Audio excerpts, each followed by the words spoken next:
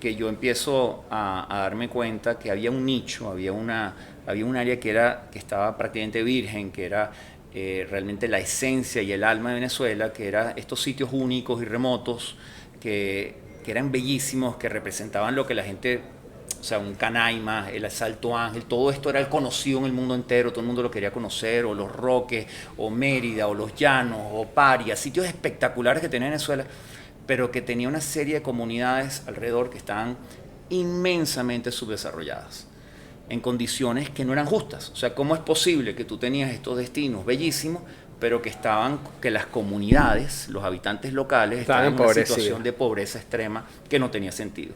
Y ahí es donde nace el proyecto de POSAC, que inicialmente arranca con una plataforma de crowdfunding para ayudar a que emprendedores turísticos, que ese es otro lado mío de mi vida, que es el lado emprendedor, que siempre me ha apasionado, pudieran acceder a financiamiento para llevar a cabo proyectos y sueños que ellos querían. Y ahí a partir de ahí nace la historia de POSAC, que es una historia que ya tiene 12 años. Una organización, POSAC significa logro en lengua pemona capanacota. Arranca el nombre y el primer proyecto arranca porque yo iba mucho a la zona de Uruyen, que queda en el sur de la Ollantepuy, que es donde está el Salto Ángel.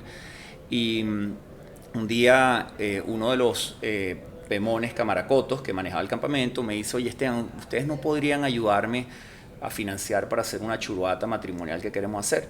Y yo le dije: bueno, déjame ver cómo hacemos y cómo me la vas a repagar. Entonces él me decía: bueno, yo no sé cómo, pero bueno, yo te la pago con servicio. O sea, tú vienes para acá, te quedas y no me pagas, sino que así te voy pagando.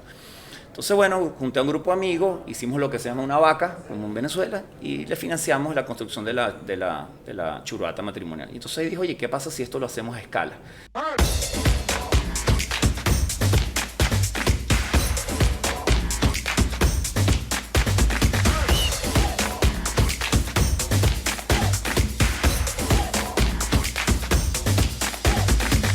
Desde Caracas, Venezuela, The Way, el podcast de negocios y bienestar de Iberoamérica. Presentado por Mercantil. Envía tus divisas a Venezuela a través de Portal de Pagos.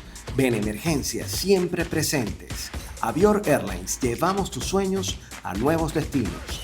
LD Hoteles, creerás en los sueños. España Abogados, asesórate con nosotros para una nueva etapa de tu vida. Nogarc, vanguardia en diseño y arquitectura. Stay, la plataforma venezolana de reserva de hospedajes. Super A, calidad y desempeño 100% bien hecho en Venezuela. Intesia, la primera consultora de inteligencia artificial en el país. Y en alianza con Bionix y Aldana Laser Center. Mi invitado hoy es el presidente del Grupo Mazo, una plataforma para el desarrollo de emprendimientos en turismo, viajes y experiencias con 66 años en la industria turística venezolana. Además, fundador de EPOSAC, un proyecto que transforma vidas a través del turismo sostenible. Él es Esteban Torbar. Bienvenido, Esteban. Gracias por estar aquí. Gracias por la invitación, un placer estar aquí. Y ustedes recuerden que esto es The Way. Yo soy Álvaro Pérez Catar. Les pido por favor que si están viendo el video ahora se suscriban y le den like porque eso nos permite que otras personas se enteren de que esto está ocurriendo. Para mí un gusto recibirte, Esteban, sobre todo porque todas las referencias de personas que tenemos en común son muy positivas alrededor de la apuesta que tú has hecho a través del tiempo al turismo y al turismo sostenible en Venezuela. Yo quería comenzar esta conversación preguntándote de dónde viene ese interés por promover el turismo, porque eventualmente has podido dedicar tus esfuerzos, tu energía a otras industrias, eventualmente hasta más prometedoras económicamente que el turismo, pero ¿en qué momento te enamoraste de ello? Mira, yo diría que hay dos circunstancias importantes. Una que aproximadamente cuando yo tenía 13, 14 años, por circunstancias de familia, empiezan a limitarse mis posibilidades de viajar al exterior y empieza ese proceso de empezar a conocer a Venezuela a gran profundidad. Y yo creo que me recorrí todos los rincones habidos y por haber, y bueno, me enamoré del país.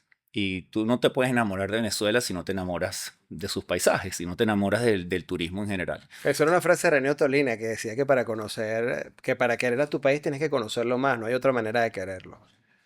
Sí, y además que el turismo no es nada más los paisajes, es la gente. Y yo creo que una de las maravillas que tiene Venezuela es que yo creo que es uno de los países con la gente más, la palabra coloquial es chévere, pero es con la gente que de verdad te abre el corazón y te demuestra que todos aman a Venezuela y todos quieren a Venezuela. Y la segunda razón, y tal vez la que más influencia tuvo, es que mi papá dedicó su vida al negocio de agencia de viaje Mi papá es croata de nacimiento, él emigra después de la Segunda Guerra Mundial. Él llega a Venezuela realmente por pura casualidad, porque él realmente entró en Argentina, pero después de ahí lo mandan a Venezuela. Decide meterse en el negocio de agencia de viajes y entonces en mi casa lo que se hablaba era del mundo de viajes y turismo. Y, y bueno, uno nace con eso, lo habla en la mesa, lo habla en todos lados, lo vive, lo respira y te asocian con eso. Entonces te empiezan a invitar a foros de esto, te empiezan a invitar a gremios, a conferencias y uno empieza a darse cuenta de que, bueno, de que hay un mundo de posibilidades. Y creo que lo que amarra las dos cosas, mi amor por Venezuela y esa inquietud por el turismo que existía en la familia, es que al final el turismo es una industria enorme, o sea, una industria que involucra muchísimas cosas y que tiene miles de posibilidades. Y se facilita, o sea, uno va a un cóctel o vas para cualquier lado y empiezas a hablar de turismo. Aquí todo el mundo es experto en turismo. O sea, tú para dónde vas, todo el mundo sabe cómo deben manejarse los hoteles, cómo se deben desarrollar los destinos turísticos, cómo hay que crear aeropuertos, infraestructura, carreteras, seguro. Todo el mundo es experto en turismo. O sea, es un sector que es fácil de que la conversación arranque.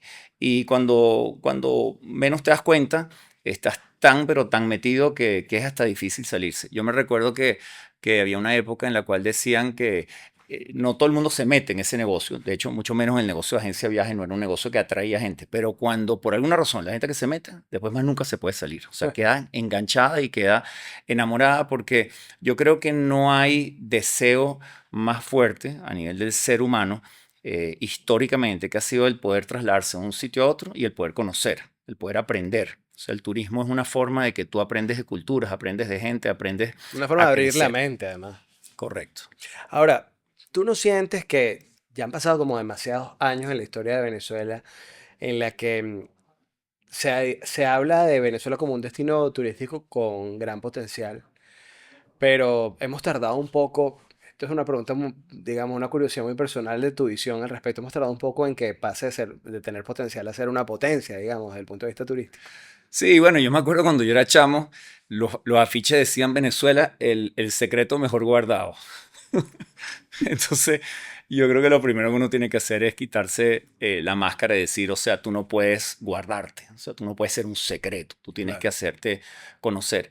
Pero eso es tan solo una pequeña parte de lo que hace falta para desarrollar el turismo, porque el turismo es tan transversal en tantos aspectos que tú tienes que tener infraestructura, tienes que tener acceso, tienes que tener seguridad, tienes que tener servicios, tienes que tener una cantidad de condiciones y por eso el World Economic Forum mide a los países bajo el índice de competitividad de turismo, no nada más por lo que tienen, ni por lo que proyectan ser, sino por una cantidad de otras cosas donde un pilar muy importante tiene que ver con la prioridad que representa el turismo para el país y para los gobiernos.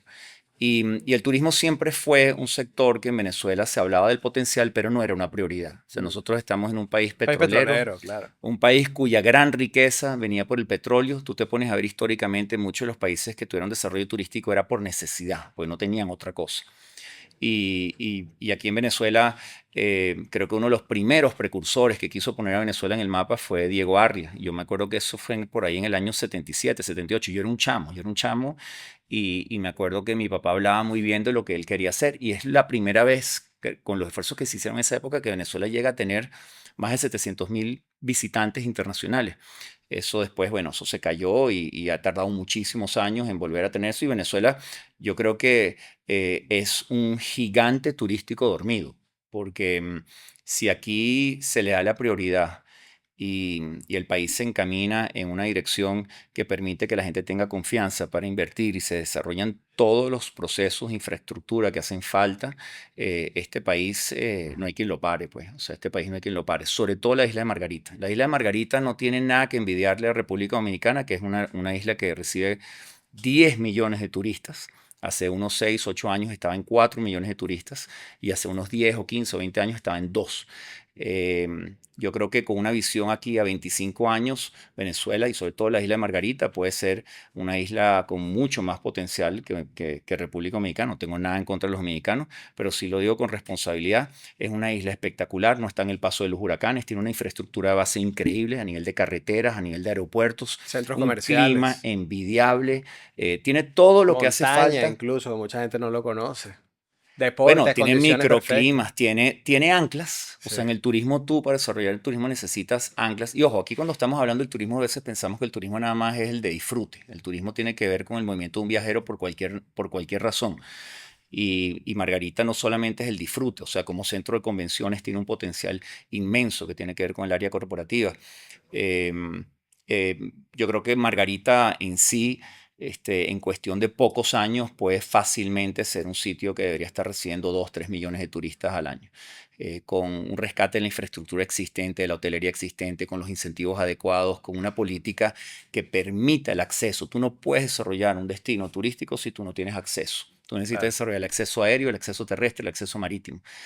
Hoy en día tú ves República Dominicana, una de las grandes razones que hace que República Dominicana se convirtiera en lo que es, fue la apuesta que hicieron los Rainier y crearon todo lo que fue Punta Cana y tomaron en manos privadas el aeropuerto de Punta Cana y convirtieron el aeropuerto de Punta Cana en un polo de atracción de vuelos de todas partes del mundo. Entonces tú ves ese aeropuerto hoy en día y no lo puedes creer el nivel de tráfico que tiene. Ahora, hay quien tiene sus reservas sobre estas apreciaciones y dice, bueno, está bien, pero Venezuela tiene todavía Caribe virgen y si lo explotamos turísticamente y llega tanta gente a estos destinos, a lo mejor vamos a ir en prejuicio de lo que todavía existe, de esos pocos espacios vírgenes que hay. Uno va a la península de Macanao y realmente te sientes, por decirlo de alguna manera coloquial, te sientes en Yumanji, te sientes en un territorio inexplorado prácticamente, ¿no? Y hay gente que teme que eso se pueda perder si efectivamente se logra que Margarita, en este caso, que es lo que estamos hablando ahora mismo, se convierta en un destino turístico masivo. Bueno, yo creo que, mira, todo tiene que buscar un posicionamiento. Yo creo que la oportunidad de Margarita es lo que yo pudiera llamar, no sé, Margarita 3.0, por decirlo así, que no es el masivo que nosotros conocíamos de Sol y Playa, Mm, donde te llegan esos chorros de aviones, sueltan un grupo de turistas y eso empieza a ocurrir semana tras semana tras semana, sino un turismo donde tú puedes, donde tú puedes combinar volúmenes de gente, pero también con mucha responsabilidad, mucha conciencia y mucha experiencia. Y además que Margarita, tú puedes dividirla. Tú puedes decir, Margarita tiene Macanao por un lado, para cierto tipo de experiencia, y tiene el resto de la isla para otro tipo de experiencia. Todas las islas del Caribe lo tienen, inclusive la misma República Dominicana tiene rincones que son completamente vírgenes, que no se tocan. Entonces yo creo que es una cuestión de, eso es un tema de planificación. Volvemos al tema, a la primera pregunta que me hiciste. Si tú le das prioridad y le das planificación y lo haces todo en el contexto de un planeamiento maestro, como se han hecho muchos de los desarrollos importantes en América Latina, tú perfectamente puedes planificar cómo Margarita tiene espacios para cada una de esas cosas. Espacios sumamente masivos, sumamente experienciales, gastronómicos, de música, de playa, de todo lo que tú quieras, culturales inclusive, y después tienes espacios que los puedes mantener sumamente vírgenes. Y además que, por mencionar una de las cosas, ¿no? Las condiciones para la práctica de deportes acuáticos. Entiendo además que tú practicas kitesurf. Sí, sí, sí. Y las condiciones que ofrece Margarita de viento, sobre todo en Playa del Yaque, son envidiables en comparación a otros destinos en el De los mundo. mejores sitios del mundo. De los mejores De sitios lo del mundo mejor. para la Y tú práctica. necesitas esas anclas, necesitas ver, bueno, en qué me anclo yo, o sea, sobre qué me posiciono yo inicialmente para poder convertirme en algo que tiene un nombre en el mundo, ¿no? O sea, Esteban, pero siguiendo en el camino, ya sabemos que tu padre fundó Grupo Mazo y estaban digamos, como el negocio familiar consistía básicamente en la promoción de destinos turísticos, la venta de estos destinos, pero tú has fundado Eposac. Entonces me gustaría entender de esto que veníamos conversando, ¿no? De cómo hacer un turismo más sostenible. ¿Con qué se come eso? ¿Qué significa hacer turismo sostenible y de dónde viene la idea de Eposac? bueno, mira, yo tuve el gran privilegio que me dio la vida de haber podido hacer un posgrado en Estados Unidos, en la Universidad de Harvard, un MBA. Y cuando yo estaba terminando el posgrado, uno se le abren una cantidad de oportunidades. Y yo creo que en ese momento una de esas oportunidades era regresar a trabajar en la agencia de viajes que tenía mi papá. Cuando tú estás graduándote eh, a esos niveles, ese tipo de universidades, tú tienes muchas oportunidades. Pero yo sí sentía como una responsabilidad, por un lado, con mi padre, que había sido una de las personas que más influencia tuvo en mi vida y que además prácticamente me formó a nivel de valores y a nivel de quién era yo, quién soy yo. Entonces sí sentí una responsabilidad en un momento que él me necesitaba, un momento que era difícil para él, y yo decido regresar y mi idea inicial era, bueno, yo le dedico un par de años a esto, lo ayudo, lo dejo encaminado y después yo sigo mi camino, como estamos hablando aquí del camino. Y esos son los 2 años que, bueno, que me absorbieron, ¿no? O sea, me hicieron enamorarme del sector. Y en ese proceso salieron muchas iniciativas que fui haciendo a partir de lo que era la agencia de viajes. Em, es realmente, y en ese proceso, bueno, muchos aprendizajes, iniciativas que arrancaron y fracasaron o que las tuvimos que cerrar por circunstancias del país, etcétera. Pero cuando mi papá muere, que él fallece en el año 2001, en honor a él queríamos hacer algo. Armamos inicialmente la Fundación Esteban Torvar, una fundación que lo que quería era promover lo que significaba el turismo para Venezuela, y lo hicimos a través de charlas, a través eh, de papers, a través de cualquier cosa que ayudara a promover esa idea que el turismo era una gran solución para Venezuela. Y es realmente en el año 2012, o sea, casi que 10 años después, a través de este ensayo y error de cómo hacer esto, que yo empiezo a darme cuenta que había un nicho, había un área que estaba prácticamente virgen, que era realmente la esencia y el alma de Venezuela, que eran estos sitios únicos y remotos que eran bellísimos, que representaban lo que la gente, o sea, un Canaima, el Salto Ángel, todo esto era el conocido en el mundo entero, todo el mundo lo quería conocer, o Los Roques, o Mérida, o Los Llanos, o Paria, sitios espectaculares que tenía Venezuela, pero que tenía una serie de comunidades alrededor que estaban inmensamente subdesarrolladas, en condiciones que no eran justas. O sea, ¿cómo es posible que tú tenías estos destinos bellísimos, pero que las comunidades, los habitantes locales, Estaban estaban en una empobrecidos. situación de pobreza extrema que no tenía sentido? Y ahí es donde nace el proyecto de POSAC, que inicialmente arranca con una plataforma de crowdfunding para ayudar a que emprendedores turísticos, que ese es otro lado mío de mi vida, que es el lado emprendedor, que siempre me ha apasionado, pudieran acceder a financiamiento para llevar a cabo proyectos y sueños que ellos querían. Y ahí a partir de ahí nace la historia de POSAC, que es una historia que ya tiene 12 años. Una organización, POSAC significa logro en lengua pemona capanacota. Arranca el nombre y el primer proyecto arranca porque yo iba mucho a la zona de Uruyen, que queda en el sur de la Ollantaytambo, que es donde está el Salto Ángel. Y un día uno de los pemones camaracotos que manejaba el campamento me dice, oye, Esteban, ¿ustedes no podrían ayudarme a financiar para hacer una churuata matrimonial que queremos hacer? Y yo le dije, bueno, déjame ver cómo hacemos y cómo me la vas a repagar. Entonces él me decía, bueno, yo no sé cómo, pero bueno, yo te la pago con servicio. O sea, tú vienes para acá, te quedas y no me pagas, sino que así te voy pagando. Entonces, bueno, junté a un grupo de amigos, hicimos lo que se llama una vaca, como en Venezuela, y le financiamos la construcción de la churuata matrimonial. Y entonces ahí dijo, oye, ¿qué pasa si esto lo hacemos a escala? Entonces desarrollamos una plataforma tecnológica y empezamos a postear en esa plataforma muchos proyectos. Invitamos a la gente a que contribuyera a financiar, a darle un financiamiento a esta gente y que se lo pagaran en servicio. Y así empieza realmente esta conexión con estos sitios, que va de la mano de las comunidades, que empieza a trabajar con los locales, que empieza a integrarlos a ellos.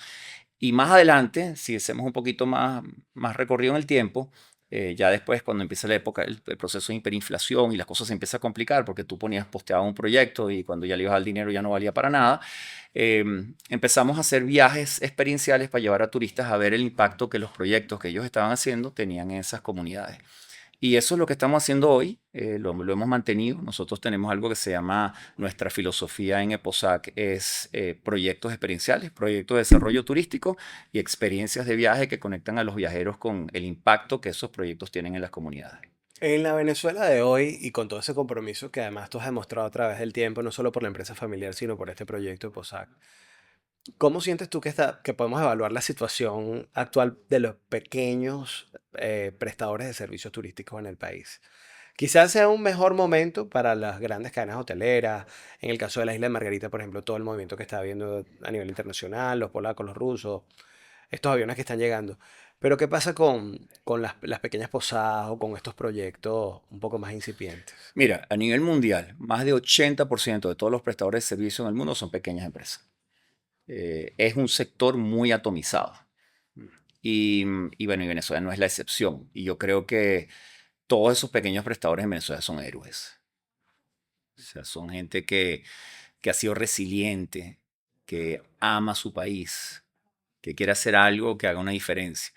Y, y muchos de ellos siguieron operando a pesar de que se les trancaron las oportunidades, a pesar de que una habitación llegaba a valer, no sé, $5 en un momento dado.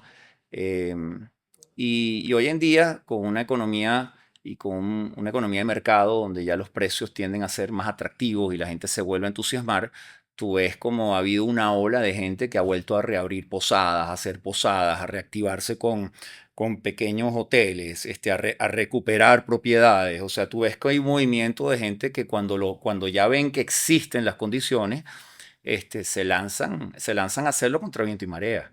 Y a lo mejor no llegan los turistas o a lo mejor hay problemas, pero ellos están ahí y lo están haciendo. Y esa es la gente que al final termina realmente construyendo y desarrollando una industria turística. Estás en el extranjero y necesitas enviar dinero a un familiar o amigo en Venezuela.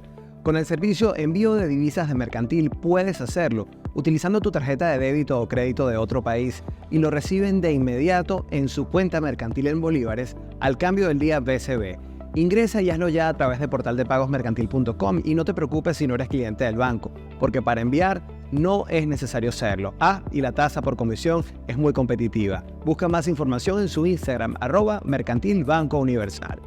En el corazón de la Candelaria encuentras esta sede de Urgent Care, una opción rápida y confiable para atender tus urgencias médicas, con especialistas en medicina interna, pediatría, traumatología y más. Estamos listos para darte diagnóstico y tratamiento en un solo lugar, sin largas esperas, con fácil acceso, amplio estacionamiento y disponibilidad 24/7. Consulta si tu seguro cuenta con Urgent Care de Benemergencia, la red de salas de urgencia más rápida del país. Para alcanzar el éxito, no basta con inspirarse en las historias de otros. Se trata de hacer lo necesario para lograrlo tú. Por eso te invito a The Way Academy, el espacio donde hemos reunido todo el conocimiento adquirido en nuestras entrevistas y experiencias educativas para apoyarte a iniciar el emprendimiento de tu propia forma de éxito como marca personal, teletrabajador o nómada digital. Únete a nuestro bootcamp mensual, mentorías personalizadas o consulta nuestras opciones para empresas. Ingresa en thewayhub.co para más información.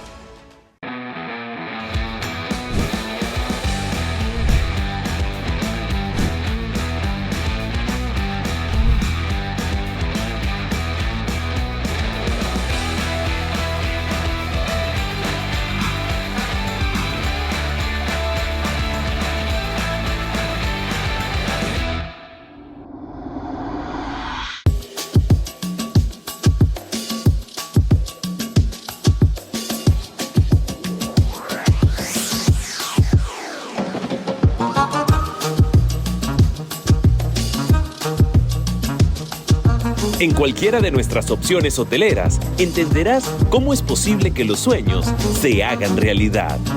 LD Hoteles, creerás en los sueños.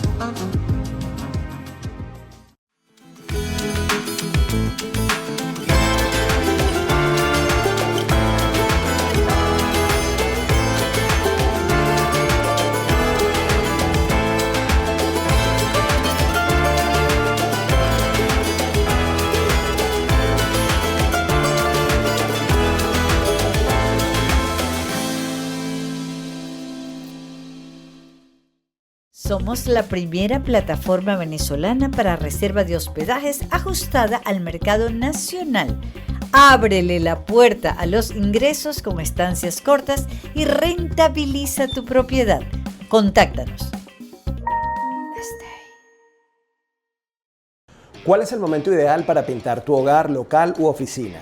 Siempre que quieras renovar, elevar tus energías y disfrutar de espacios impecables. Super A te ofrece la más amplia gama de opciones en pinturas de caucho, esmalte, impermeabilizantes, fondos, pinturas para techos, canchas y hasta piscinas. Encuéntralos en toda Venezuela y visita productosSuperA.com. Super A, calidad y desempeño 100% bien hecho en Venezuela.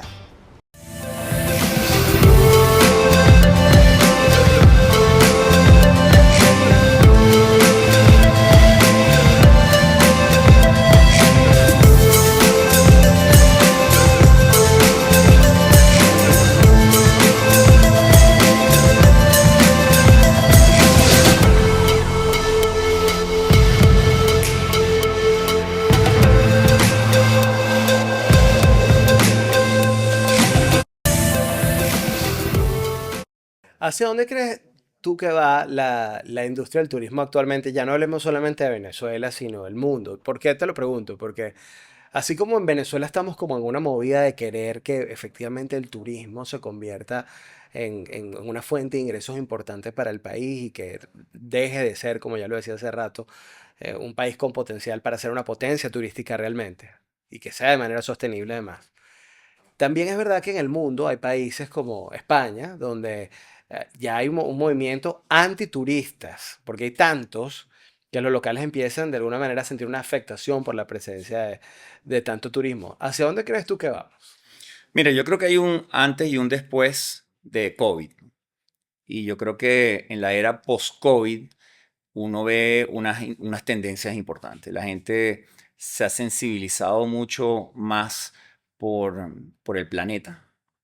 La gente hoy en día empieza a querer explorar sitios que no son el sobreturismo, que no son los sitios masivos. La gente quiere ir a buscar experiencias únicas, distintas, y por eso ese es uno de los segmentos que más está creciendo a nivel mundial, que tiene que ver con todo el segmento experiencial, ¿no? La gente está buscando experiencias más auténticas, Claro. experiencias donde se conectan con las poblaciones locales, donde prueban la comida local, donde Sí, no quieres ir sienten... a ver en el mismo centro comercial la misma cadena de tiendas que encuentras en cualquier ciudad del mundo. No quieres necesariamente ir a tener una experiencia, como tú decías hace rato, de sol y playa simplemente. No Sí. quieres saber cómo come la gente ahí, qué hace, cómo es su día a día, cuáles son los secretos que esas personas La gente conocen. ha elevado su nivel de conciencia por hacer un turismo que es un turismo mucho más responsable. Creo que esa es una tendencia importante. Otra cosa que yo creo que también cambió post-COVID es lo que se llama los staycation, o sea, la gente que ha combinado, yo tengo un viaje de negocio o tengo esto y me voy a quedar un tiempo más largo para disfrutar de la zona. Claro. Entonces eso también estamos viendo que hay otra forma de comprar las cosas y por eso hablan de nómadas digitales, de gente que se traslada y trabaja en un sitio mientras lo disfruta. Yo creo que esa parte, bueno, eso ya llegó para quedarse. La gente tomó Bueno, como sí, un nivel de apreciación por su vida distinto y se da cuenta que tiene que viajar. Nosotros hoy en día estamos en niveles de viajeros internacionales a nivel mundial que ya está por encima de los niveles pre-COVID del 2019. O sea, la gente no ha dejado de viajar. Yo creo que mientras la gente respire, mientras el ser humano respire, va a viajar. No importa lo que pase somos en el naturalmente mundo. nómadas. Somos gente que necesita descubrir por naturaleza. Y somos gente que tú estudias la antropología de la historia del universo y del ser humano. Son pocas las especies sedentarias. Sí, bueno, y es que además una teoría plantea que la capacidad del hombre, la evolución del hombre está directamente asociada a su capacidad de moverse, es decir, por condiciones climáticas o por los depredadores tenías que Mm, moverte y cuando te movías tenías que desarrollar otras habilidades, subirte a un árbol, comer otra comida, exacto, explorar otro clima y eso te permitía desarrollar competencias, ¿no? es correcto. Eso es lo que nos ha llevado a donde estamos hoy día, ¿no? Inclusive el mercado, bueno, porque estamos hablando mucho nuevamente del mercado de viajes de placer, pero el mercado de viajes corporativos también ha sufrido una metamorfosis importante. Antes la gente agarraba un avión para cualquier cosa, para reunirse, y hoy en día la gente tiene mucha interacción por video. La gente se da cuenta que esa interacción por video a las empresas le funciona porque les hace que bajen los costos y sea más eficiente. La interacción humana no la puedes eliminar. La gente dice, no, que se acabaron los viajes corporativos. No, nunca se han acabado los viajes corporativos. La gente tiene que reunirse, el cara a cara siempre es importante, pero ha hecho que las empresas sean mucho más eficientes en eso. Entonces, el viajero que a lo mejor antes, un ejecutivo de una multinacional, por ponerte un ejemplo, que tenía que a cada rato reunirse con una gente, tenía que agarrar un avión hoy, otro avión mañana, bueno, ahorita los agarra con menos frecuencia y cuando los agarra dice, bueno, déjame quedarme unos días, déjame quedarme el fin de semana, déjame aprovechar esto. Y yo creo que eso hace que también sea mucho más sano lo que estamos viendo a nivel del flujo de turismo en el mundo. Y la otra tendencia que no la podemos pasar por debajo, que yo creo que es una tendencia o sea, gigantesca, es el uso de la tecnología y la digitalización de todo lo que está ocurriendo. Hoy en día no existe prácticamente un viajero que quiera ir a un sitio si no tiene conectividad por su teléfono celular. Claro. Si no tiene internet, o sea, es difícil. La gente cada vez te dice, Pero también hay sitios en donde uno va precisamente para no estar conectados, ¿no? correcto, pero Entonces siempre va a depender de la tecnología o no. yo creo que eso es algo Sí, es cierto, pero es algo que la gente lo dice, lo aprecia, lo valora, pero en el fondo, la gente aquí está conectada. O sea, la gente quiere Claro, estar... esperas tener la opción, Sí. eventualmente, ¿no? Nosotros hacíamos muchos viajes al sur de Venezuela y yo, a nivel título personal, decía que ese es mi lugar favorito de la vida, porque yo me iba para allá y no había forma de conectarme. Durante muchos años no había forma de conectarme. Bueno, ahorita ya hay Starlink, hay lo que sea, ya te puedes conectar todo el tiempo. Y ha perdido un poco esa magia. La ha perdido, pero desde el punto de vista de desarrollo turístico es indispensable tenerla. Claro. Claro, que sea opcional siempre para el turista. Sí, y yo creo que los mecanismos de cómo uno descubre los sitios, cómo te enteras de los sitios. Nosotros ahorita con el Banco Interamericano de Desarrollo hemos estado desarrollando toda una cantidad de propuestas de turismo inmersivo y turismo con realidad aumentada. La forma como tú mercadeas un destino también está cambiando. Hoy en día nosotros, con la forma como nosotros hemos desarrollado videos en 360 y soluciones de realidad aumentada, nosotros podemos ir al mundo y vender o por lo menos promover y mostrar Canaima de una forma distinta. Y Canaima y el Salto Ángel es algo que jamás vas a masificar, ni debes masificar. Pero qué bello es que yo pueda masificar lo no masificable. O sea, si yo le puedo llevar el significado de Canaima, su cultura, su gente, los indígenas, la biodiversidad de la zona, lo que eso significa para el planeta y para el mundo, lo que significa el Parque Nacional Canaima como un patrimonio de la humanidad y se lo podemos mostrar al mundo, nosotros estamos llevando a Venezuela en positivo al mundo. Y eso lo puedes hacer hoy en día gracias a toda la infinidad de tecnologías que hay. Hoy aprietas un botón y ves videos que en tu vida te hubieras imaginado ver filmados con drones, con paracaidistas, con una cantidad de cosas que están ocurriendo que nos están llevando la imagen de Venezuela al mundo con una, digamos, un deseo de que algún día yo quiero estar ahí. Qué interesante esa manera de verlo, porque yo siempre me había hecho la pregunta. Y todavía hay gente que se queja y dice, el Salto Ángel no es accesible para todo el mundo. Y bueno, cuando uno está ahí, yo he tenido la oportunidad de estar un par de veces en mi vida. Me imagino que tú debes haber ido todas las veces posibles. No, tampoco así. Pero tú dices, bueno, realmente estar aquí es un privilegio. Y así debe ser visto siempre, pero hay mucha gente que resiente que ese privilegio esté condicionado por la capacidad económica que tenga alguien de pagarlo o no.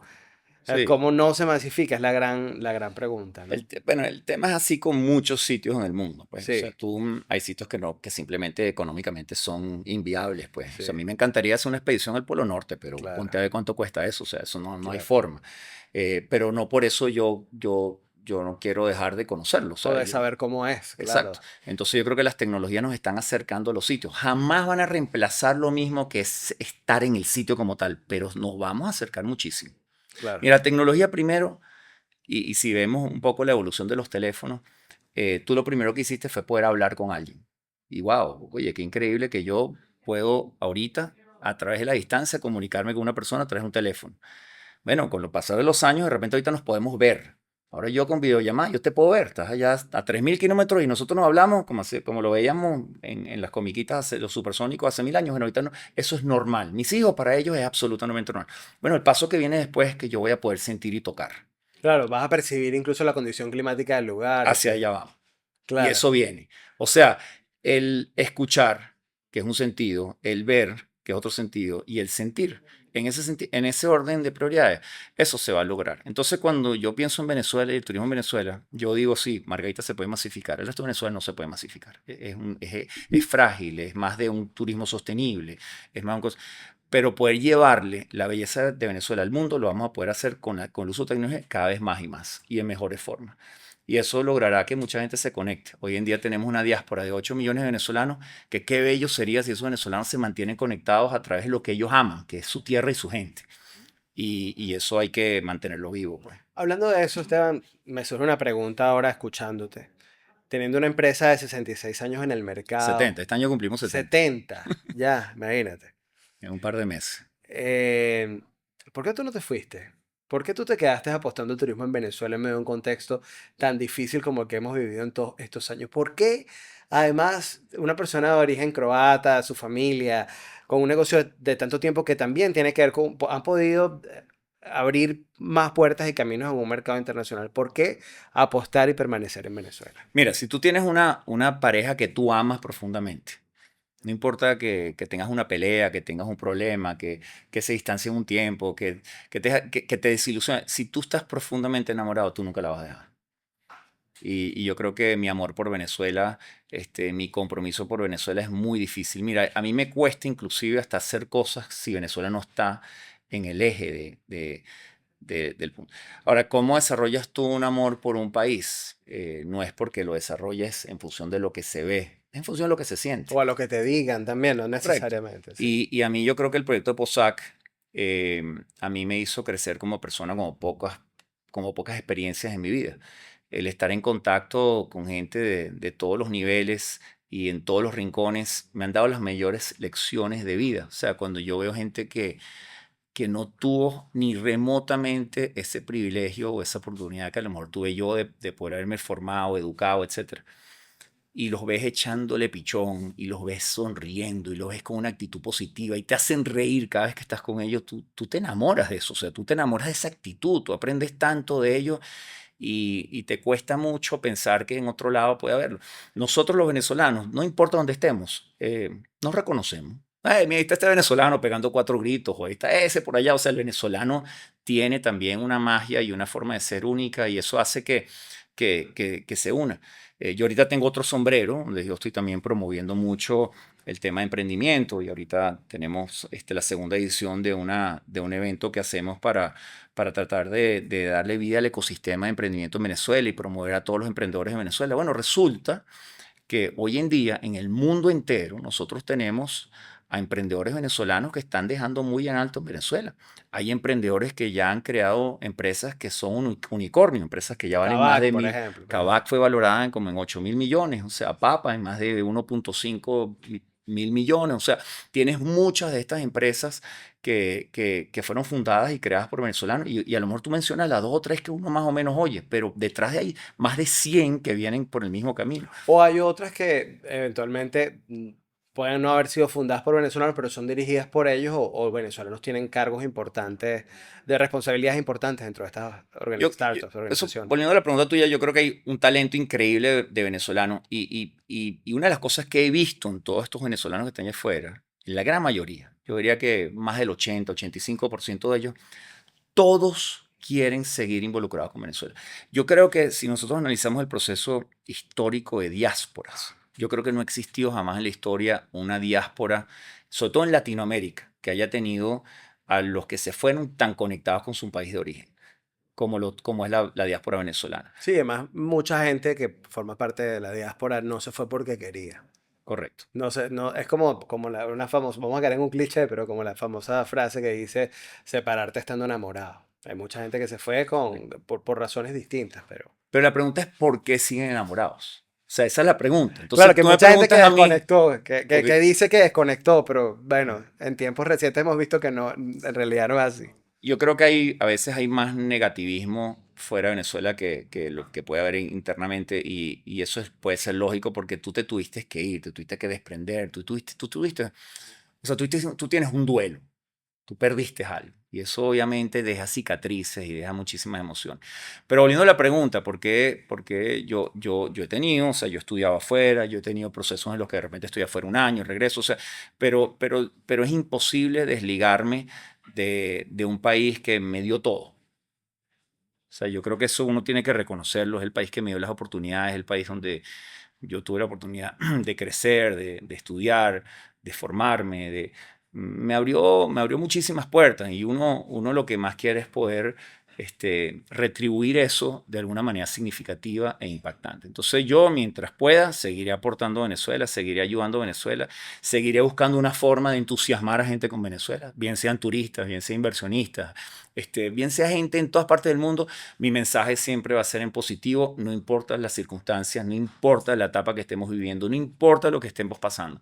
El mensaje es en positivo. Este es un país lleno de gente maravillosa, es un país resiliente, como pocos que hay, y es un país que yo estoy seguro va a echar para adelante. O sea, no importa lo que pase. Que bueno, lo comparto. Ahora quisiera hablar de ese otro sombrero que estabas mencionando, ¿no? De tu rol ahora como un promotor digamos, de las iniciativas emprendedoras que existen en Venezuela, las startups. Estás trabajando en eso, pero además tú eres un ejemplo de una persona que ejerce un poco ese estilo de vida, ¿no? Tenemos varios amigos en común, por ahí me pasaron unos datos, una persona que tiene una serie de hábitos que no rompe, deportista, te levantas temprano independientemente del destino donde estés, haces ejercicio, le dedicas un tiempo específico a tu trabajo, tienes una conexión social. Y un poco eso no solamente lo has querido promover desde la docencia, sino a través de nuevas iniciativas. Cuéntanos de ese otro sombrero como Mira, promotor de yo desde, emprendedor. desde chamo siempre he sido, o sea, siempre he sido una mentalidad emprendedora. Yo empecé a emprender temprano, yo desde chamo, y bueno, también a través del negocio de mi papá, yo empecé a vender campamentos de verano cuando tenía 15, 16 años y bueno, me empezó a gustar el tema de vender, después me acuerdo que vendía franelas, después me ponía, siempre estaba como que buscando, o sea, creativamente cómo inventar cosas, ¿no? Cuando yo me gradué de economista en la Universidad Católica, yo me meto en un trabajo corporativo, que fue Procter Gamble. Y Procter en ese momento era así como decir Amazon o Google en esta época, o sea, era la empresa a dónde ir, ¿no? La empresa de consumo masivo. Y para mí fue una escuela en muchos aspectos, yo agradezco muchísimo esa época de Procter, pero yo me di cuenta que mi alma no era un alma corporativa. O sea, yo en Procter, mientras uno llegaba y tenía que trabajar, uno entra, por ejemplo, yo entré en la gerencia, o sea, en el área de mercadeo, que es la que maneja la compañía, entonces tú, bueno, tú tienes que vender un detergente, tienes que vender un champú, tienes que vender una pasta de dientes, entonces, bueno, cómo la posicionas, cómo la vendes, cómo hace el empaque, cómo es el producto, cómo es la publicidad, todas estas cosas que uno hace para vender, ¿no? Yo estaba viendo a ver cómo yo inventaba algo que a través de Procter yo pudiera ayudar al país. Y en ese momento hice algo que se llamó Misión Futuro, que fue una promoción para entregarle laboratorios de computación a las escuelas en Venezuela. Era una gran promesa que tenía en ese momento Carlos Andrés, que era presidente. Y nosotros por primera vez en la historia en Procter logramos que todas las marcas de Procter se pusieran de acuerdo para hacer una promoción donde todas participaban de la mano en aquel momento con IBM y nosotros lanzamos lo que fue tal vez históricamente una de las promociones más exitosas en la historia de Procter. Y eso después se replicó varias veces y se replicó en otros países y todo. Y tenía como un impacto social, ¿no? Entonces, eso fue una iniciativa dentro de una corporativa. Ese es un emprendimiento dentro de una, que rompió los esquemas de todo lo que se suponía que tenía que hacer yo en ese momento. Y yo me di cuenta que mi alma era demasiado libre para estar amarrado y por eso seguí emprendiendo y siempre he emprendido. Yo creo que el camino emprendedor nadie te lo enseña. Tú no vas a las universidades y dicen, bueno, aquí vamos a enseñar emprendimiento. Ah, bueno, entonces te enseñan cómo hacer un plan de negocio, cómo levantar capital, cómo armar un producto, etc. Pero nadie te dice que el camino emprendedor está lleno de obstáculos, de huecos, de trancazos, de golpes. Y ese camino emprendedor es un camino donde tú vas aprendiendo en el camino. Esto se llama The Way, pero no es una línea recta, es una línea que va, se retrocede, cae, se hunde, bajas, te Tiene emocionas, lloras, curvas. tienes todo. Y aprendí a abrazar que esa es la vida. La vida está llena de esas cosas. Y yo creo que yo he tenido fracasos importantes, tal vez tarde. Mi primer gran fracaso fue a los 33 años. Y creo que fue muy tarde, bueno, a los 34 más o menos. Pero ahí me di cuenta que el camino emprendedor tiene esos golpes fuertes y uno lo que hace es que, bueno, se levanta y sigue caminando y sigue adelantando. Y me gusta, o sea, me encanta, me parece que el emprendedor es absolutamente necesario para el desarrollo de cualquier país, de cualquier industria. Y yo mientras pueda seguir emprendiendo, lo seguiré haciendo hasta la edad que sea. Y ahorita lo que estoy haciendo es ayudando y apoyando a toda esa juventud que está emprendiendo, tal vez como con 30 años de canas y de esos golpes, esas experiencias donde uno, no porque sepa más, sino porque de repente estás oyendo algo, estás viendo algo y dices, aquí se te prende esta antenita que te dice, ahí viene algo malo. Pero no porque sepas, no porque lo estudiaste, sino porque lo viviste. Porque lo Claro. viviste y lo viste en algún momento. Y entonces creo que desde ese punto de vista puedo ayudar y puedo contribuir a que otros emprendedores bueno, tengan un camino que probablemente no vaya a estar exento de golpe, pero sea un camino que si te das un golpe te lo des más rápido, salgas de eso, aprendas y sigas adelante. Porque ese es el camino emprendedor. El camino emprendedor eh, No es una carrera de obstáculos. es una carrera de obstáculos y donde no necesariamente llegas al final de la carrera cada vez que te consigues O por lo menos con al retos. final no es necesariamente el que proyectabas al principio. Es correcto. Puede ser Bueno, distinto, ¿no? y yo creo que esa es una de las magias. Los grandes emprendedores que uno ve hoy en día pivotean muchísimo. Los que tú Muchísimo. conociste fueron pivoteando, que hablabas del tema de los hábitos. La gente va pivoteando, pero hay que saber en qué momento pivotear. Y no todo el mundo, y yo creo que muchos grandes emprendedores a lo largo de la historia han sido emprendedores que son en serie, que van y emprenden y emprenden y emprenden, y muchos de ellos tienen éxito tras éxito, tras éxito, tras éxito. Yo no creo que mi historia es la de éxito tras éxito, pero es la historia de algo donde tú ves una oportunidad y tienes las características de un emprendedor. Te enamoras, te obsesionas, haces todo lo posible, trabajas contra viento y marea para vencer los obstáculos, te rodeas de la gente adecuada, armas el equipo que hace falta, convences a la gente, enamoras a la gente de esa visión que tienes y echas para adelante. Y así ha sido con algunas de las iniciativas que sí han funcionado y que yo creo que es la historia también del Grupo Mazo. O sea, inclusive con la agencia también había una visión. Nosotros en un momento dado sí tuvimos una visión de llegar a ser no solamente la organización más grande y más importante de Venezuela, sino también a nivel regional. El país no nos ayudó, pero esa visión existió. Y no por eso, y no por el hecho de que se desarmó, como se desarmaron muchas cosas de esas, uno desistió o se cruzó los brazos, ¿no? O sea, lo que hace es que te reinventas y vas por otro camino. Esteban, si tú tuvieras enfrente ahora mismo al Esteban de 16 años, te llevo a esa edad porque es una edad que para mí significó como el reconocer algunas habilidades y mis intereses en el futuro. Lo tuvieras enfrente ahora mismo y le pudieras contar acerca del camino recorrido en tu vida. Quisieras darle un mensaje a ese Esteban de 16 años, ¿qué le dirías? Mira, casualmente yo tengo un hijo que va a cumplir 15 y uno piensa mucho en, bueno, cómo lo vas orientando. Bueno, te diría por un lado, nunca dejes de soñar y nunca desistas de tus sueños, porque yo creo que no hay motor más poderoso que el realmente creer en algo y soñar en algo, y eso tienes que siempre tenerlo.